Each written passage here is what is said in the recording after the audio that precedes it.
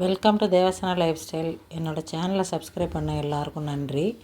இப்போ தான் நீங்கள் என்னோடய வீடியோ பார்க்குறீங்க அப்படின்னா என்னோடய சேனலை சப்ஸ்கிரைப் பண்ணுங்கள். கூடவே பெல் ஐக்கானை கிளிக் பண்ணுங்கள். அப்போ தான் நான் போடுற வீடியோ உங்களுக்கு நோட்டிஃபிகேஷனாக வரும். இன்றைக்கி பால் கொழுக்கட்டை தான் பார்க்க போகிறோம். அதுக்கு வந்து நான் ஒரு பவுலில் 3/4 கப் போல் வந்துட்டு அரிசி மாவு எடுத்திருக்கேன். அந்த அரிசி மாவு வந்து நல்லா பச்சை அரிசியை வாங்கி ஊற வச்சு கழுவி அதை அரைச்சி நான் வந்து ரெடி பண்ணி வச்சுருக்கிறேன். அது வந்து 3/4 கப் அளவு ஒரு அகண்ட பாத்திரத்தில் போட்டுக்கிறோம். அதுக்கு வந்து 1.5 கப் அளவுக்கு, அதாவது 2 மடங்கு தண்ணி எடுத்து நம்ம சுட வைக்க போகிறோம். கொதிச்சோடனே அந்த மாவை வந்து நம்ம பிசையணும். இந்த தண்ணியில் வந்து கொஞ்சமாக சால்ட்டு போட்டுக்கிறேன். இப்போ பாருங்கள், தண்ணி வந்து கொதிச்சிருச்சு.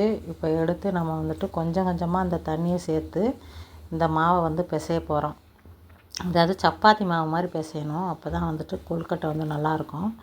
நம்ம தண்ணி சூடாக இருக்கிறதுனால ஒரு ஸ்பூன் போட்டு கொஞ்சம் கொஞ்சமாக தண்ணி ஊற்றி இப்போ வந்து பிசைஞ்சாச்சு. இந்த பாருங்கள், மாவு இந்த அளவுக்கு சாஃப்டாக இருக்குது. இந்த மாவை வந்து நம்ம என்ன ஷேப் வேணுமோ, உருண்டைங்களாவோ அல்லது நீட்டமாகவோ நம்ம வந்து எல்லாத்தையும் உருட்டி வச்சுக்கணும். இப்போ நான் வந்து இந்த மாதிரி உருட்டி வச்சுக்கிட்டேன்.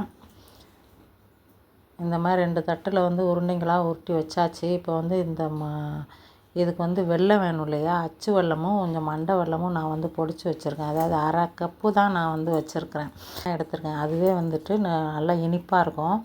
நீங்கள் உங்களுக்கு டேஸ்ட்டுக்கு தகுந்த மாதிரி கூடவோ குறைச்சோ நீங்கள் போட்டுக்கலாம். இப்போ வந்து ஒரு பாத்திரத்தில் 2.5 கப் தண்ணி எடுத்திருக்கேன். அந்த நம்ம மாவு பிசைஞ்ச மாவு போட்டோம்ல, அதே அளவு கப்புக்கு தான் எல்லாமே நம்ம மெஷர் பண்ணிக்கணும். அதுக்கு வந்து 2.5 கப் தண்ணி எடுத்து தண்ணி வந்து அடுப்பை பற்ற வச்சாச்சு.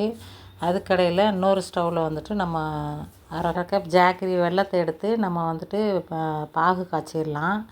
இப்போ வந்து தண்ணி கொதிச்சிருச்சு. நம்ம உருட்டி வச்ச உருண்டைங்களை வந்து அதில் போட்டுட்டு 5 நிமிஷத்துக்கு நம்ம வந்து அதை கரண்டி போட்டு கிளறக்கூடாது. அது மேலே எலும்பி வரும். அப்போ தான் நம்ம வந்து கிளறணும்.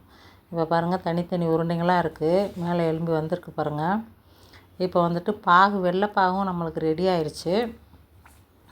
அந்த வெள்ளைப்பாகில் வந்து நம்ம தூசி எதுவுமே கிடையாது. இதில் வந்துட்டு கொஞ்சமாக நம்ம சால்ட்டு மாவுலேயும் போட்டிருக்கோம். இதுலேயும் கொஞ்சம் சால்ட்டு போட்டால் தான் நம்மளுக்கு வந்து டேஸ்ட் இனிப்பை வந்து தூக்கி கொடுக்கும். இப்போ வந்து இந்த வெள்ளைப்பாகு ரெடி ஆயிடுச்சுல்ல, அதை வந்து எடுத்து நம்ம ஃபில்ட்ரு பண்ணி இந்த கொழுக்கட்டையில நம்ம ஆட் பண்ணிக்க போகிறோம். இந்த மாதிரி இப்போ ஆட் பண்ணியாச்சு. இப்போ நம்ம கிளறி விட வேண்டியதான். நல்லா மிக்ஸ் பண்ணி விடணும்.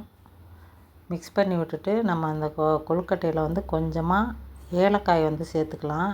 நீங்கள் சுக்கு பவுடர் இருந்தாலும் சேர்க்கலாம், அது நல்லாயிருக்கும். எங்கள் அம்மா வந்து சுக்கு பவுடர்லாம் ஆட் பண்ணுவாங்க. சளி பிடிச்சிருச்சு அப்படின்னா அந்த பால் கொழுக்கட்டை தான் பண்ணி கொடுப்பாங்க.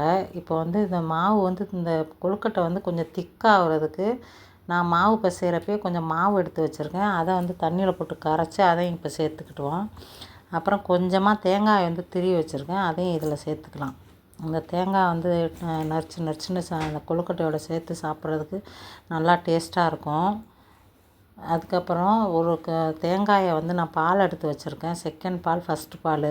இப்போ செகண்ட் பாலை வந்து நம்ம இப்போ ஆட் பண்ணிக்கலாம். இதில் ஃபஸ்ட்டு பாலை வந்து நம்ம ஸ்டவ்வை ஆஃப் பண்ணிவிட்டு இறக்கும் போது தான் ஆட் பண்ணணும். நல்லா டேஸ்ட்டாக இருக்கும் அப்போ தான். இப்போ வந்து வெந்துருச்சு கொழுக்கட்டை பாருங்க. இப்போ அமுக்கி பார்த்தா நல்லா வெந்துருச்சு. இப்போ வந்து நீங்கள் என்ன பண்ணலான்னா, ஃபஸ்ட்டு பால் எடுத்து வச்சுருக்கோமா தேங்காய் பால், அதை ஆட் பண்ணிக்கணும். ஸ்டவ்வை வந்து ஆஃப் பண்ணியாச்சுங்க. இந்த மாதிரி எம்மி கொழுக்கட்டை ரெடி ஆயிடுச்சு. நீங்களும் ட்ரை பண்ணி பாருங்கள். குழந்தைங்களுக்கு இந்த லீவ் டைமில் ஈவினிங்கில் செஞ்சு கொடுக்கலாம் ஸ்நாக்ஸு. சூப்பராக இருக்கும். ட்ரை பண்ணி பாருங்கள். இந்த பதிவு உங்களுக்கு பிடிச்சிருந்ததா என்னோடய வீடியோவை பாருங்கள், லைக் பண்ணுங்கள், கமெண்ட் பண்ணுங்கள், ஷேர் பண்ணுங்கள். நன்றி.